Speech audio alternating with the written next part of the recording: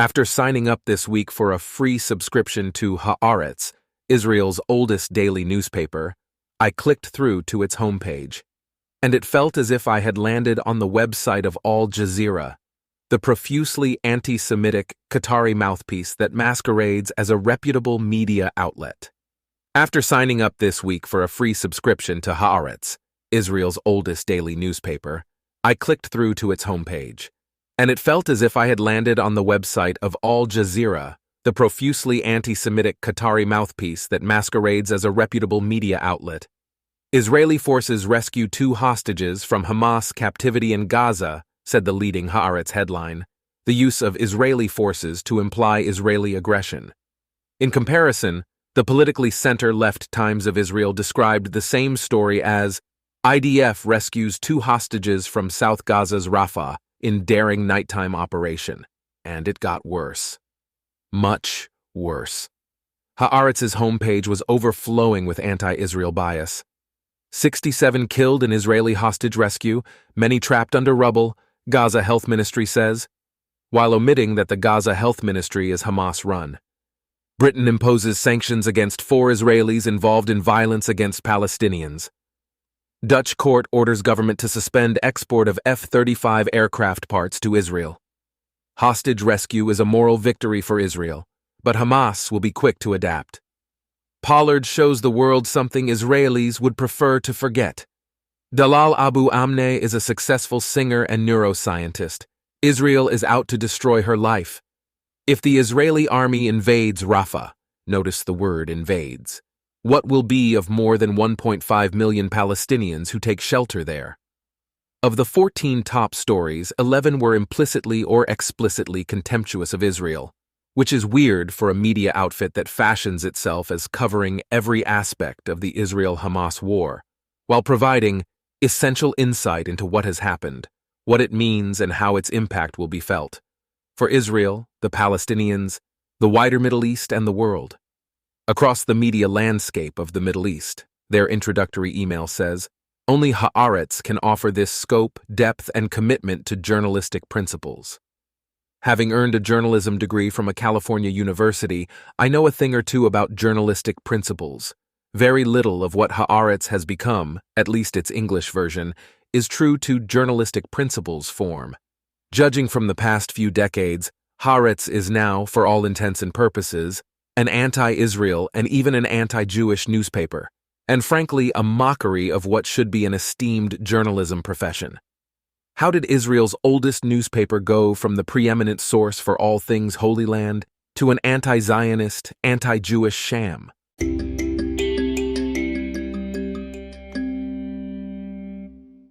Haaretz was first published in 1918 as a newspaper sponsored by the British military government in Palestine. The following year, it was taken over by a group of socialist-oriented Zionists, mainly immigrants from Russia. Initially, it was called Hadash Ot Haaretz, Hebrew for News of the Land of Israel. The newspaper's literary section featured leading Hebrew writers of the time. Throughout the 1920s and 1930s, Haaretz's liberal viewpoint was to some degree associated with the general Zionist A faction, which later helped form the Progressive Party, though it was nonpartisan and careful not to espouse any specific party line. Haaretz was considered the most sophisticated of the Jewish community's daily newspapers in British-era Palestine. Salman Shawkan, a Jewish businessman who left Germany in 1934 after the Nazis rose to power, bought the newspaper in 1935. Shawkan was active in Brit Shalom, also known as the Jewish-Palestinian Peace Alliance, a body supporting coexistence between Jews and Arabs, which was sympathetic to a homeland for both peoples. His son, Gershom Shawkan, became the chief editor in 1939 and held that position until his death in 1990. The Shawkan family was the sole owner of the Haaretz Group until 2006, when they sold a 25% stake to German publisher M. Dumont Schauberg, a controversial deal because Schauberg's father was a member of the Nazi Party, and his publishing house promoted Nazi ideology. It seems that around this time, Haaretz went from politically center-left and even left to extremely left. A few years after Schauberg joined Haaretz's ownership team, for example, the newspaper published a cartoon depicting Israeli Prime Minister Benjamin Netanyahu flying an airplane, representing the State of Israel, into the Twin Towers in New York City, to apparently draw an analogy between Netanyahu's behavior in his diplomatic relations with the U.S. and the actions of those responsible for the 9/11 terror attacks. In 2016, the newspaper's proprietor, Amos Schocken, published an op-ed titled "Only International Pressure Will End Israeli Apartheid," referring to nearly 50 years of Israeli apartheid, and comparing Israel to the former South African regime. I suppose Schocken is entitled to his own opinions, even if it means slandering Israel as an illegitimate state under the banner of an independent daily newspaper with a broadly liberal outlook. However, Schocken was seemingly hell-bent on weaponizing his newspaper in order to delegitimize Israel, writing, "Whoever fears Israel's insistence on maintaining its apartheid regime and understands that there is no chance of eliminating it from within should view the EU labeling of settlement products, the pressure FIFA has placed on Israel, and Brazil's refusal to accept Dani Dayan as ambassador as encouraging signs. This is a crucial beginning of global action against an illegitimate situation that Israel insists on maintaining, but will be forced to give up. The government will predictably take appropriate Zionist responses to this pressure and pass anti-democratic initiatives to suppress and silence Israelis who, understanding that only external pressure will bring change, draw world attention to displays of Israeli apartheid." Then, in May 2023, Haaretz published an op-ed in which writer Yossi Klein grotesquely charged that Israeli society rejoices in and rallies behind the so-called deliberate killing of Palestinian children. The Haaretz headline said, "Killing children brings Israelis together." Klein, who previously provoked an uproar when he demonized national religious Jewish Israelis as worse than Hezbollah, wrote, "There's nothing like killing children for bringing together hearts and minds. For the past 18 weeks, Israelis have been fighting each other, unable to find anything to bring us closer together. Then came the killing of the children in the Gaza Strip and proved that we're brothers after all." To add insult to injury, multiple neo-Nazi websites and internet forums reference Haaretz articles, and even include direct links to the newspaper's site. On one neo-Nazi platform, Stormfront, the web's first major racial hate site, there are some 1,400 Haaretz references. Why right-wing anti-Semitic extremists would want to cite an increasingly radical leftist Israeli newspaper should not be so surprising, though. Harmony between the far right and far left is not new.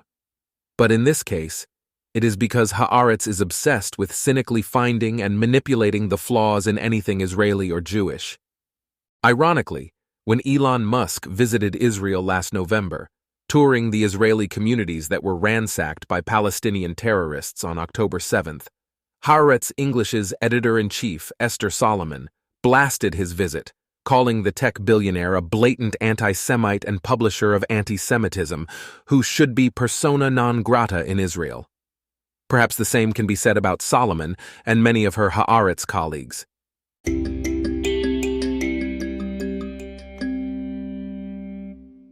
Oftentimes, Haaretz publishes different versions in Hebrew and English.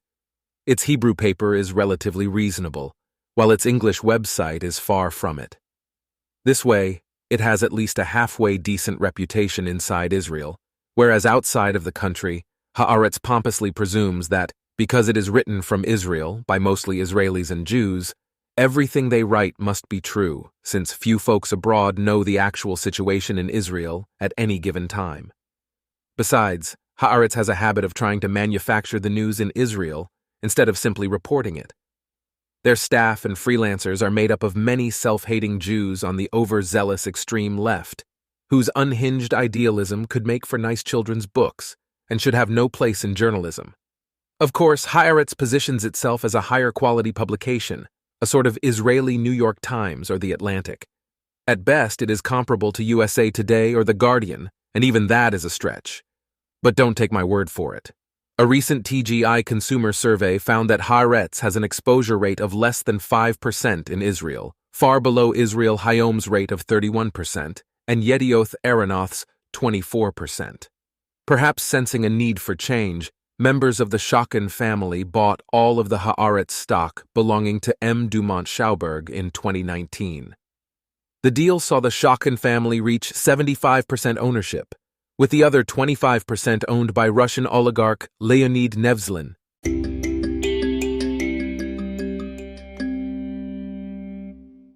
I play basketball in Tel Aviv at a public park, the kind of place that dozens of random guys anywhere from ages 16 to 60 show up every evening to get a sweat in and superficially socialize. There is one Israeli gentleman, probably in his late 30s, who is a regular there. He is always pleasant and unassuming. When I asked him one time what he does for a living, he modestly told me that he works as a reporter for Haaretz. So I decided to pry and wondered aloud why the newspaper is so anti-Israel. The way he described the organization, Haaretz is in the gotcha journalism line of business, a premeditated approach to covering Israel with the goal of damaging and discrediting the Jewish state's cause, character, integrity, or reputation. The way they see it, the Israeli government and IDF are essentially rogue entities that must be questioned relentlessly and found out. There are other Israeli media outlets, such as Israel Hayom or Israel 21C, which were set up to do the exact opposite. Pretend like the sun shines out of Israel's you-know-what. To be sure, their type of journalism is also suspect. But is Haaretz's job to simply balance out the more pro-Israel media outlets, and thus to encourage more anti-Zionist and anti-Jewish converts? Or is it to be as fair and balanced as possible, right down the middle, like the most respectable of journalism outfits? Haaretz claims that it plays an important role in the shaping of public opinion and is read with care in government and decision-making circles. But what kind of care do its journalists and columnists offer in providing objective, holistic reporting? It is incumbent, therefore, that the world sees Haaretz not as a trusted news source, but as a grossly biased, politically obsessed entity that plays a leading role in the unwarranted, self-defeating demonization of Israel.